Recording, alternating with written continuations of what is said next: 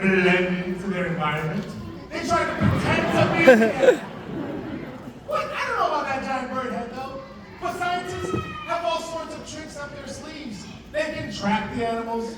They can set up camouflage cameras to watch the animals. And sometimes an unexpected visitor shows up. Hey, that looks like a raccoon something, doesn't it? Yeah. Hey, sometimes though, scientists want to know where these animals go, how far they travel, how they get from one place to another. In fact, Disney wildlife researchers have some amazing tracking programs going on right now, like this one, Tour of the Turtle. Turtles are tagged with the GPS transmitter and released back into the ocean. And here's the cool part, everybody. If you have a smartphone, you can track the turtles' travel, find out where they've been, where they're going, how they feed and breed. Amazing, right? Yeah. Oh, now check this out. Researchers down at Epcot are placing tiny radio telemetry tags on the backs of monarch butterflies to track their travels, to find out what kind of flowers they like, or what they love to eat. Amazing, right? Now, Yeah.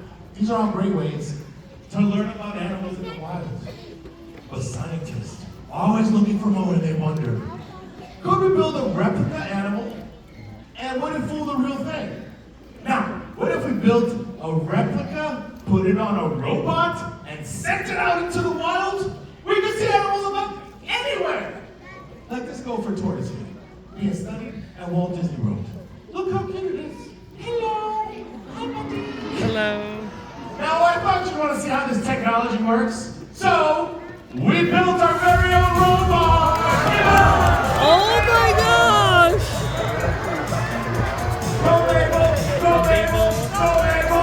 Go Mabel! Look at it! When she comes around the way to her, alright? That's Mabel vision! Look at that! That's how the animals see you in the wild! So make a funny face if you want! How cool is that? Falcon, you were there, I saw you. Come on, give it up for Mabel, everybody! Oh, we got my friends from the Wildlife Learning and Conservation Center. Hello, Miss Emily. Help me give her a warm welcome, everybody! Hey, Emily, did you bring animals with you today? Oh, I sure did. Ah! Yeah! All right, y'all ready for some wildlife? Yeah. I don't think they're ready. Are you ready for some wildlife? Woo! Let's get wild, Emily. All right, so this is Camille, and she has Moonbeam with her. Moonbeam is a western screech owl. She is fully grown, even though she's very little. Western screech owls will never get bigger than 10 inches tall. They're always going to be smaller than a ruler. You can find these guys in western North America, down into Central America as well, but they are nighttime owls, so they are most active after the sun goes down. Their sounds are different than any other owl species, and they use them to communicate with each other in the dark. And every owl has its own special voice that they use to communicate different messages to.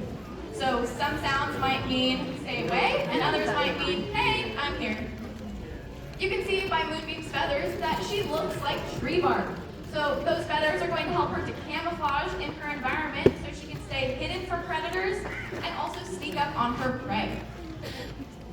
Now, Moonbeam and owls in general have really big eyes, and those eyes are going to help them to let in lots of light so that they can see even in the dark. But what's special about Moonbeam is that she's actually partially blind. That's why she has a forever home at the Wildlife Learning and Conservation Center. So she has a very special designed enclosure that makes it safe and comfortable for her, even with her, without having perfect vision. So Moonbeam may be small, but she's truly amazing. Wow, small and mighty. Raise your hand if you have a question about Moonbeam. Raise your hand. Yes, over here, over here, over here.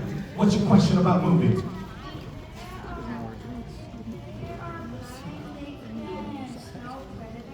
Ooh, good question. If they're blind, can they still smell the predators?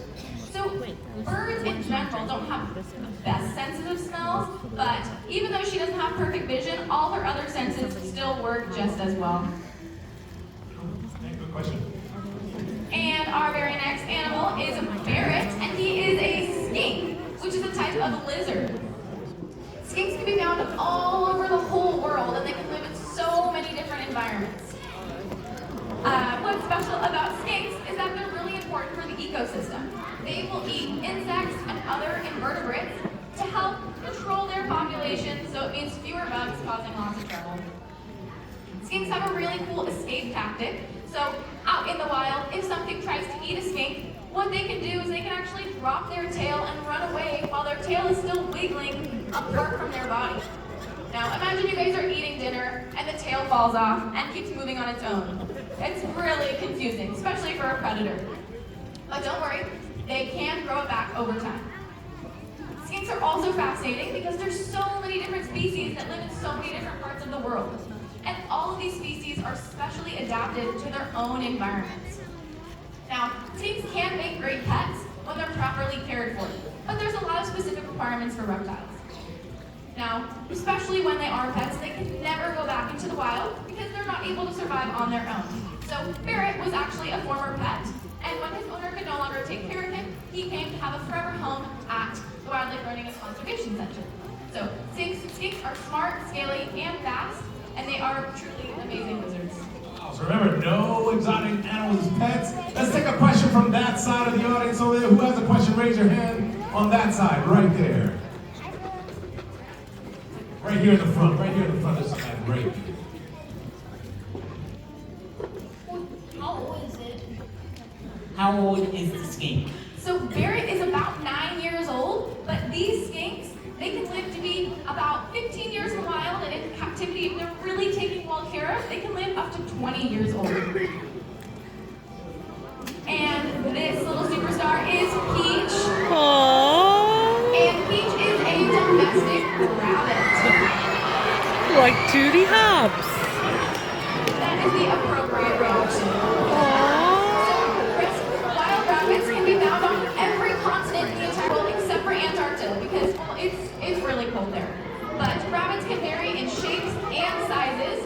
And so Peach here, he is a dwarf rabbit. So he's going to be a lot smaller than most rabbits that you would see either as pets or out in the wild. Now, rabbits are known for their really long ears. But Peach here, you can see his ears are not really, really long. They're a little bit smaller. But he's still going to use them to have excellent hearing. And they can also help to cool their bodies down by releasing extra heat. Now, another rabbit fact, their teeth will never stop growing. So they grow for their whole lives. And that's why rabbits out in the wild will chew on everything. And if you have them as pets, they might chew on wires, furniture, or even your favorite things. But don't worry, rabbits have some pretty cool behaviors too. If you've ever seen a rabbit jump into the air, twist, and kick their feet, that is actually called a binky. And what a binky means is that that rabbit is very happy and they're excited. Now, rabbits can be wonderful pets for some people, but they are a lot of work and they require a lot of care. So some people get rabbits around Easter or springtime, not realizing how much work that they are, and they end up not being able to take care of them. But that's how we got Peach. He was a former pet before he came to our facility where he now gets lots of parent attention that he needs. Now, one very important rule is to never release a pet rabbit into the wild. Pet rabbits do not have the skills to survive on their own out in the wild, and so your bunny friend could be in serious danger. Now, that's not to say that he is still very cute and very clever, and he is just a good reminder that even small pets can have a big responsibility. All right, any questions up in the audience? Here, I have right a question here, right there. right Let's here. go. I got Wow. someone who's been holding their hand up here for a very long time. balcony. So go ahead.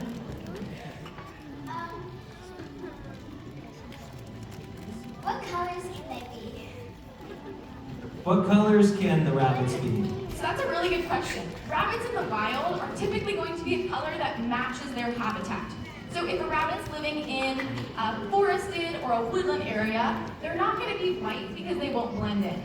But if a rabbit is living in an area that's, very rocky or maybe mountainous, they might not want to be an orange color like Peach because it wouldn't help them. So in the wild, their color is going to match their habitat. In the pet trade, they can kind of be any color. It just depends on the individual and also the species. But in the wild, they're going to be the color that best matches wherever they live. And our final friend, this is Winnie. Winnie is a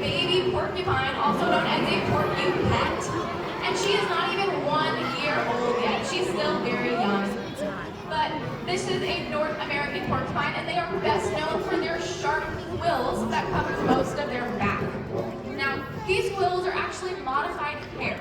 So they are made out of keratin, which is a really tough protein, and it's the same thing that our fingernails are made out of. Each one of these quills has a sharp barb at the end that's almost like a little hook. And so they get stuck in anything that they touch. And a porcupine can have over 30,000 quills on their body. Ouch. Now, porcupines, you might notice something important when Camille lifts Winnie up here. She doesn't have any quills on her belly. Her belly is nice and soft and fuzzy, and it's gonna stay like that for her whole life. Helps them with climbing trees and making sure that they're not gonna pull themselves. And so porcupines, has anybody ever heard the myth that they can shoot their quills? Yeah. Yes. That's often popularized by cartoons and movies, but they cannot. They actually have to make contact with whatever they touch. So if a porcupine feels scared in the wild, they will puff up their quills, shake them around to make a rattling sound, and they might even stomp their little feet. And is it scary? It's pretty adorable.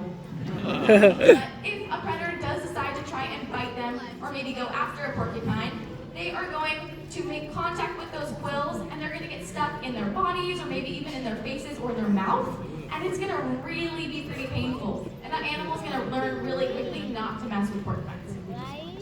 Now, the porcupines at our facility are here because they are actually part of a species survival plan. That is a program that ensures that species are protected against extinction by making sure that we have healthy, strong, and genetically diverse populations. So porcupines are slow, spiky, and super important, but they're also super awesome. Wow, I learned so much. That was super fun. Woo! I hope you guys learned a lot too. All right, give it up one more time for Emily and Camille and those amazing animals. Woo! And also, let's give it up for the Wildlife Learning and Conservation Center, our partners Yeah. at Disney Animals and Film and TV, as well as our partners in Disney's Animal Science and Environment for the amazing videos and support that they gave us today.